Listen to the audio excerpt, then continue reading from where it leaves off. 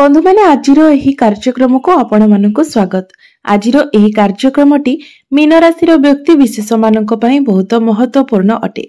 तो आपणकर जदि मीन राशि होई थाए तेबे वीडियोटी को स्किप न करी थरे मात्र शेष पर्यंत निश्चय देखंतु, कारण आजिर एही वीडियो रे आमे माने जानिबा जे एही नूतन वर्ष 2025 मसियाटी आपण मानक पई किपरि रहिबो।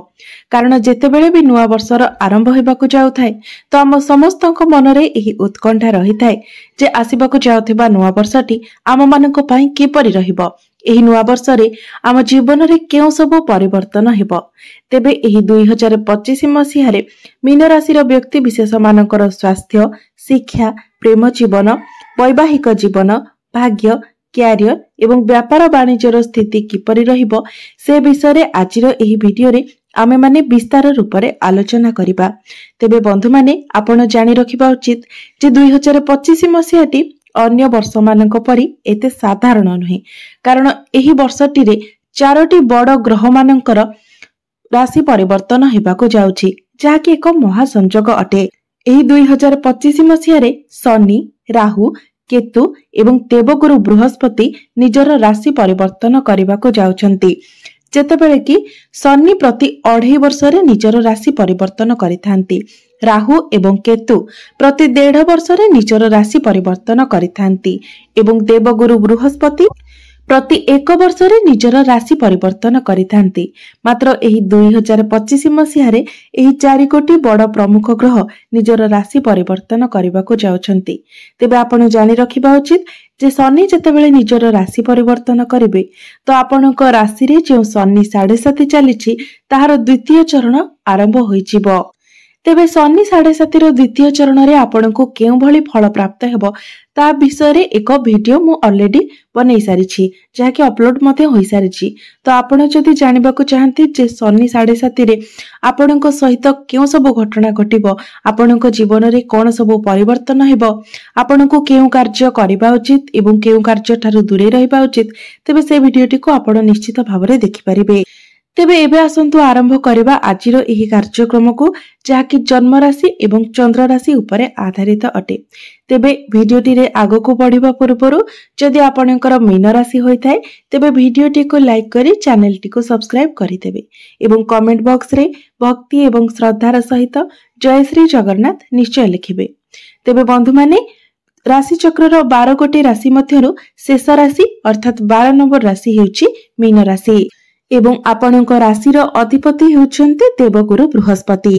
तो बृहस्पति आपणकर तृतीय भावरे विराजमान अछन्ति, प्रथम भावरे विराजमान अछन्ति राहु, पंचम भावरे विराजमान अछन्ति मंगल, सप्तम भावरे विराजमान अछन्ति केतु, नवम भावरे विराजमान अछन्ति बुध, दशम भावरे विराजमान अछन्ति सूर्य एवं आपणकर द्वादश भावरे विराजमान अछन्ति शनि एवं शुक्र। तेबे सर्वप्रथम आसंतु जानिबा जे देवगुरु बृहस्पति आपणको केउ भली फल प्रदान करिवे। तो आपणको राशिर अधिपति हेउछन्ति देवगुरु बृहस्पति एवं 15 मई 2025 पर्यंत बृहस्पति आपणकर तृतीय भाव, तापरे संपूर्ण वर्षटी आपणकर चतुर्थ भावरे ही रहिबे।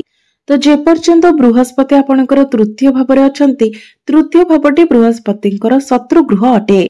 एहा व्यतीत तृतीय भावटी को कुंडली रे भल बोली मध्य विचार करा जाय न थाए, कारण तृतीय भावटी साहस एवं पराक्रमर भाव होइथाय, अधिक परिश्रमर भाव होइथाय।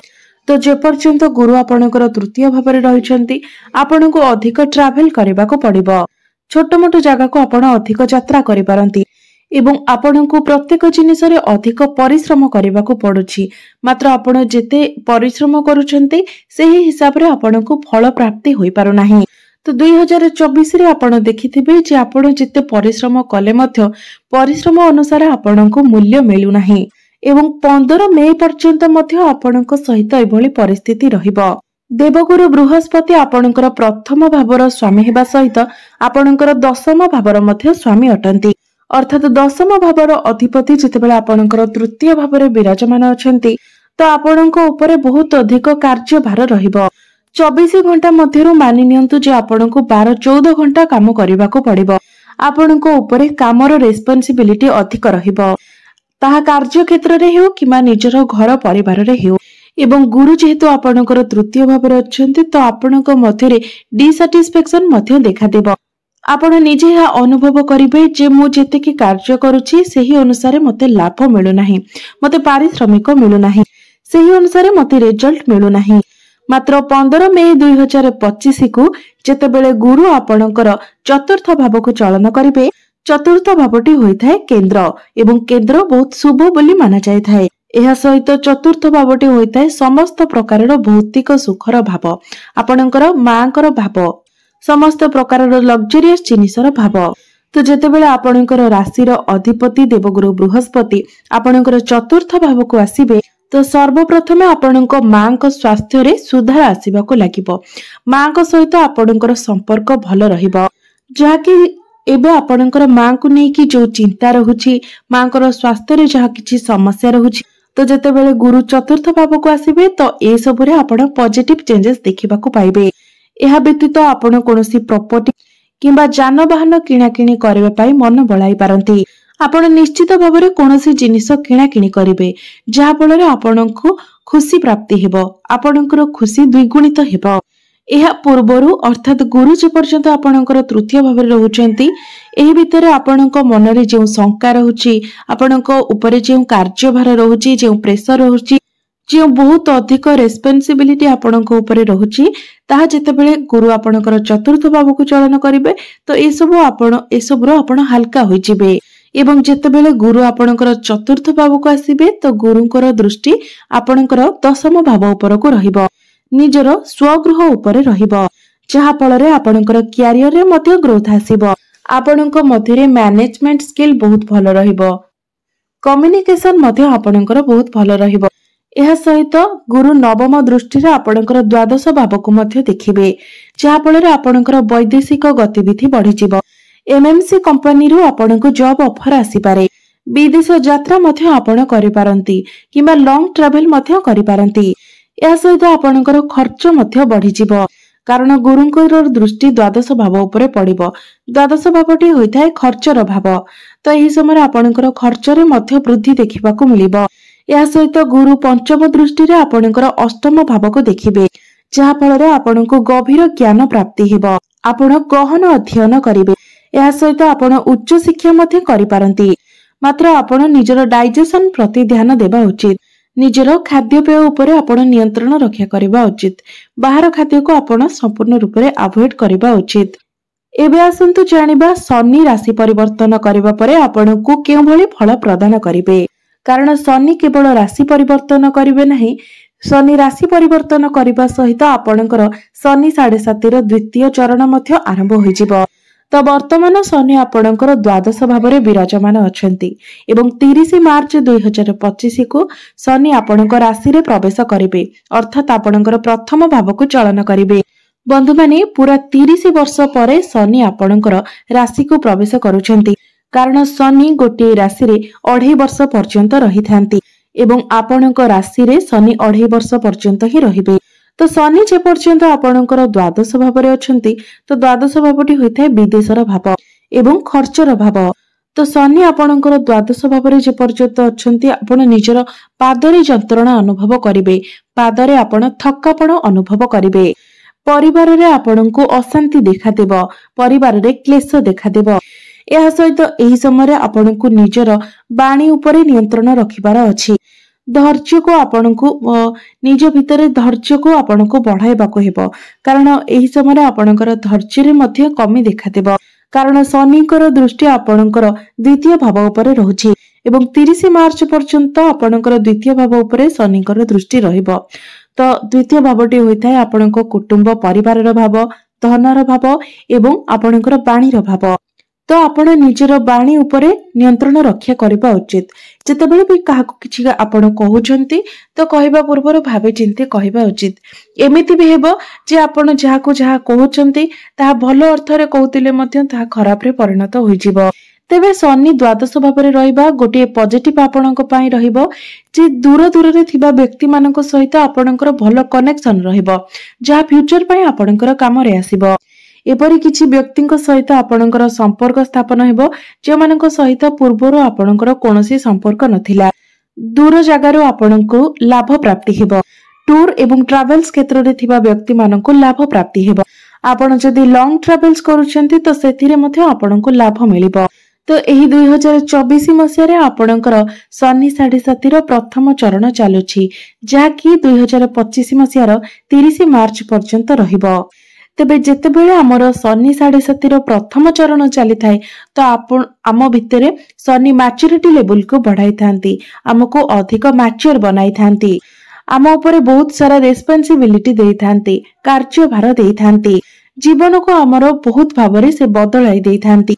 यह व्यतीत परिवार रे मध्य आपनकु बहुत समस्या दे गति करबा को पड़ी थाए। वैवाहिक जीवन रे मध्य अनेक समस्या सृष्टि होई थाए एवं जदि आपण प्रेम जीवन रे अछंती तो सेथिरे मध्य आपनकु समस्या देखिबा को मिली थाए। आपनक मन रे सर्वदा किछि न किछि कथा पय शंका लागि रही थाए। तो 30 मार्च 2025 पर्यंत आपनकु ए सब कथा प्रति ध्यान रखिबार अछि। विशेषकर निजर बाणी उपरे आपनकु नियंत्रण रखिबार अछि, कारण बाणी ही सबु समस्यार मूल अटे। सबु प्रकार आर्गुमेंट थारो आपनकु दूरे रहिबार अछि। मात्र 30 मार्च 2025 को शनि आपनकर प्रथम भाव को चलन करिवे एवं संपूर्ण वर्षटी आपनकर प्रथम भाव रे ही रहिबे। तो आपनकर प्रथम भावटी होछि चंद्रमा, आपनकर राशि होचंती आपण प्रथम भावटी चंद्रमा। तो शनि जेतेबेले आपणकर चंद्रमा रे विराजमान करिवे तो आपनको गोटिए जिनसर ध्यान रखिबार अछि, ओभर थिंकिंग थारु दूरे रहंतु, कारण शनि जेबे भी चंद्रमा को ऊपर विराजमान थांती तो मनुष्य ओभर थिंकिंग करे थाए, मन रे बहुत प्रकार नेगेटिव चिंताधारा आसीथा। चंद्रमा हेउछंती मनर कारक ग्रह, तो आपणक मन को सब बेले नेगेटिव चिंताधारा आसीथाए, मन रे शंका उत्पन्न होई थाए, संदेह उत्पन्न होई थाए। छोट छोट कथा को लेकिन आपण बहुत टेंशन हो जाय थांती, बहुत डिप्रेस हो जाय थांती। तो आपणकर प्रेम जीवन एवं वैवाहिक जीवन रे ए सब प्रति आपनको विशेष ध्यान देबार अछि, कारण जदि छोट छोट कथा को लेकिन आपण डाउट करंती, छोट छोट कथा को लेकिन आर्गुमेंट करंती तो निश्चित भाव में यार बहुत खराब प्रभाव आपणकर प्रेम जीवन एवं वैवाहिक जीवन रे पड़िबो। कोनोसी कथा को लेकिन आपण बहुत अधिक चिंता करंतु नाही एवं इमोशनली पॉजिटिव मध्ये होंतु नाही। आपणक पाखकु जहाँ भी आसुछि एवं आपणक पाखरु जहाँ भी जाउछि आपण सर्वदा शांत रहिबाको चेष्टा करंतु, कारण एहा ईश्वरंकर इच्छा अटे। एहा भाबी आपण सब जिनिस को शांत भावरे ग्रहण करंतु। कोनोसी कथा को नेकी आपण अधिक उत्तेजित होंतु नाही। निजको आपण जेते शांत रखिबे, नम्र रखिबे, ताहा ही आपणक पई भलो हेबो। निज भितरे आपण अहंकार को स्थान दियंतु नाही, नचेत आपणको बहुत खराब फल मिलिबो।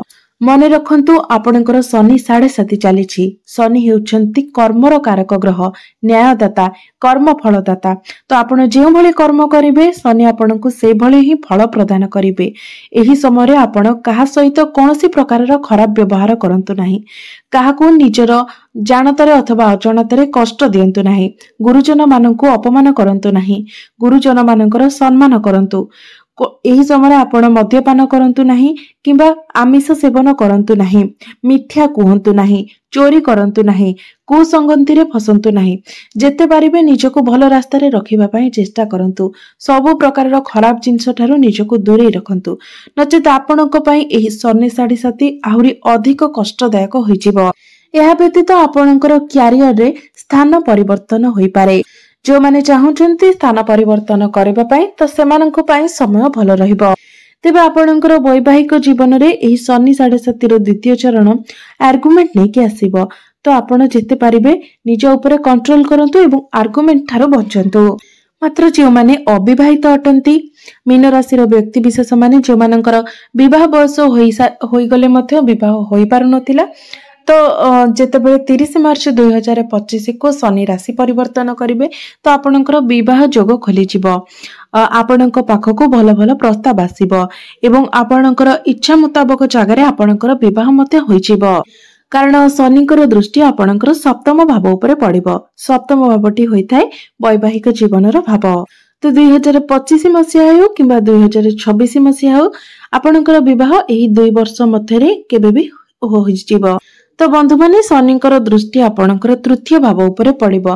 तो आपणक मध्यरे आलस्य देखातिबो, केबे केबे काम कार्य करबाको आपणकर मन न लागि पारे, कारण शनि जेबे भी प्रथम भाव को आसी थांती तो आपणक मध्यरे आलस्य देखा देई थाए।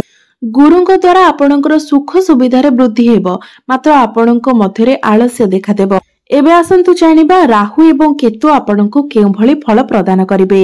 तेबे शनि आपणक राशि रे प्रवेश करिवे एवं राहु आपणक राशि को परित्याग करिवे, अर्थात राहु द्वादश भाव को चलन करिवे।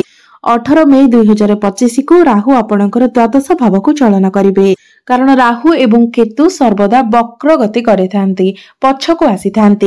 तेबे राहु जे पर्यंत आपणकर प्रथम भाव रे रहुचंती तो आपणक मन रे बहुत अधिक कन्फ्यूजन क्रिएट कराउछंती। प्रत्येक कथा को नेकी आपण कन्फ्यूज होई जाउछंती। जदि आपण किछि कार्यर आरंभ करिबा पई चाहुचंती तो 2 पाद आगको बढ़िबा बेलको आपण 4 पाद पछको फेरी आसुचंती एवं कोनोसी कथा को भाबेबा बेले मध्य आपण बहुत अधिक कन्फ्यूज होई जाउछंती। आपणकर माइंड सबले डाइवर्ट रहुछि, आपण मन को स्थिर करि पारु नाहंती, कारण राहु आपणकर प्रथम भाव रे रही आपणक ऊपरे ए सब प्रभाव पकाउछंती। तेबे 18 मई पूर्वरु आपण ध्यान रखिबे जे तरबरिया भाबरे आपण कोनोसी कार्य करिवे नाही किबा कोनोसी डिसिजन नेबे नाही। जहा भी करूछंती, जहा भी डिसिजन नेउछंती ता पूर्वरु भलो भाबरे भाबी चिंती आपण डिसिजन नियंतु। आपण जदी आपण निजे डिसिजन नै पारु नाहंती तो गुरुजन मानक ठारू मध्य आपण परामर्श नै पारिबे। एवं 18 मई पर्यंत केतु आपणकर सप्तम भाव रे अछंती। तो आपण जदी पार्टनरशिप बिजनेस करूछंती एहा सहित आपणकर वैवाहिक जीवन रे मध्य डिसैटिस्फैक्शन देउछंती। तेबे 18 मई को जेतेबेले केतु आपणकर षष्ठ भाव को चलन करिवे तो सेठारे आपणको निश्चित भाव रे बहुत अधिक शुभ फल प्रदान करिवे।